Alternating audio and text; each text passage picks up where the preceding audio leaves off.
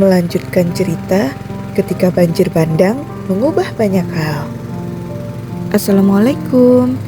Akan kuceritakan sedikit lagi tentang kami saat melewati musibah banjir yang melanda Aceh pada tahun 2025. Setelah beberapa hari diguyur hujan, akhirnya hujan mulai reda. Matahari perlahan kembali menyapa. Namun, bagi kami perjuangan belum selesai. Kami kembali dihadapkan pada kondisi rumah yang nyaris tak bisa dikenali. Hampir semua terendam. Beberapa berkas penting pun ikut terkena air. Di tengah semua itu, satu hal yang terus kami syukuri. Alhamdulillah, kami masih diberi kesehatan dan kewarasan untuk menghadapi semuanya. Malam demi malam berlalu, listrik akhirnya mulai kembali. Meskipun masih dengan sistem bergiliran, namun masalah baru muncul.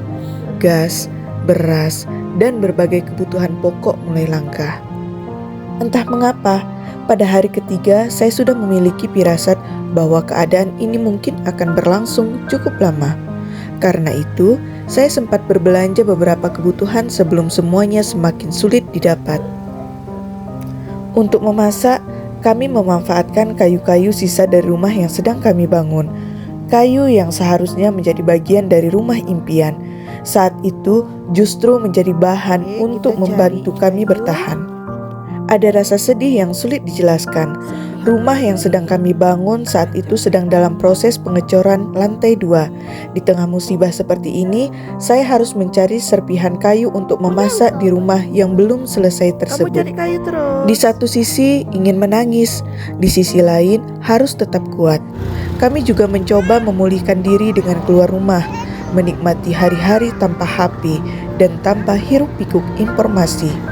Mungkin sederhana, tetapi saat itu hal-hal kecil seperti melihat matahari, menghirup udara segar, dan berbincang bersama keluarga terasa begitu berarti. Namun, ada satu hal yang paling membuat hati saya tidak tenang. Suami saya berada di Kalimantan. Kami sempat kehilangan komunikasi. Hampir 1 minggu tidak ada kabar. Rasa rindu, khawatir, dan takut bercampur menjadi satu. Udah kayak rumah kebun, guys. Aduh. Masak pakai arang sama kayu. Di sisi lain, pemberitaan dari luar Aceh tentang kondisi bencana justru semakin membuat beliau takut dan khawatir. Begitu pula saya, yang terus berharap bisa segera mendengar kabarnya. Dan kita syukuri. Hari-hari berlalu dan perlahan keadaan mulai memungkinkan untuk melihat kondisi di luar. Beberapa minggu kemudian, saya dan adik memberanikan diri untuk keluar melihat keadaan yang sebenarnya. Selama ini banyak kabar yang beredar, tetapi akhirnya kami bisa melihat langsung kondisi alam kami. Dan saat itulah hati saya benar-benar hancur. Alam kami yang begitu indah ternyata telah berubah begitu drastis. Tempat-tempat yang dulu kami kenal, pemandangan yang dulu begitu indah, kini banyak yang rusak akibat bencana. Saya tidak tahu siapa yang harus disalahkan. Yang saya tahu, sebagai manusia, kami hanya bisa memohon ampun kepada Allah. Semoga Allah mengampuni segala kesalahan kami dan menjaga alam serta kehidupan kami ke depannya. Namun, ada satu kabar yang benar-benar membuat saya menangis sejadi-jadinya. Di atas sana adalah kuburan orang tua saya, almarhum Bapak. Makam almarhum Bapak kami tertimbun longsor. Rasanya seperti kehilangan kembali seseorang yang sangat kami cintai.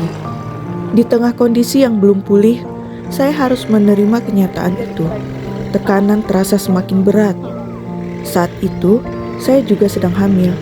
Kondisi bencana, makanan yang kurang bergizi, komunikasi dengan suami yang belum stabil, dan kondisi kesehatan yang belum sepenuhnya pulih membuat saya harus mengambil keputusan yang tidak mudah. Saya akhirnya memutuskan untuk pergi sementara keluar Aceh, bukan karena ingin meninggalkan keluarga, bukan karena menyerah, tetapi karena saya perlu memulihkan keadaan, menjaga kesehatan mental, sekaligus memastikan kebutuhan gizi untuk janin yang sedang saya kandung. Saya mengajak ibu dan adik untuk ikut bersama, namun mereka memilih tetap tinggal. Akhirnya saya berangkat, meninggalkan Aceh untuk sementara, membawa hati yang masih penuh luka, kekhawatiran, kerinduan, dan pertanyaan yang belum semuanya terjawab. Saya pergi bukan karena saya sudah benar-benar pulih. Saya pergi karena saya sadar terkadang kita harus mengambil jarak sejenak dari tempat yang terluka agar bisa menguatkan diri dan kembali berdiri. Aceh masih menyimpan luka, kami juga masih menyimpan luka. Tetapi saya percaya waktu akan membantu kami belajar menerima semuanya. Dan saya percaya setelah setiap kesulitan, Allah selalu menyiapkan jalan untuk kembali bangkit. Semoga Aceh kembali pulih, semoga alam kami kembali indah, semoga keluarga-keluarga yang terdampak diberi kekuatan, dan semoga setiap kehilangan mendapat tempat terbaik di sisi Allah. Alhamdulillah, sampai hari ini kami masih diberi kesempatan untuk melewati semuanya.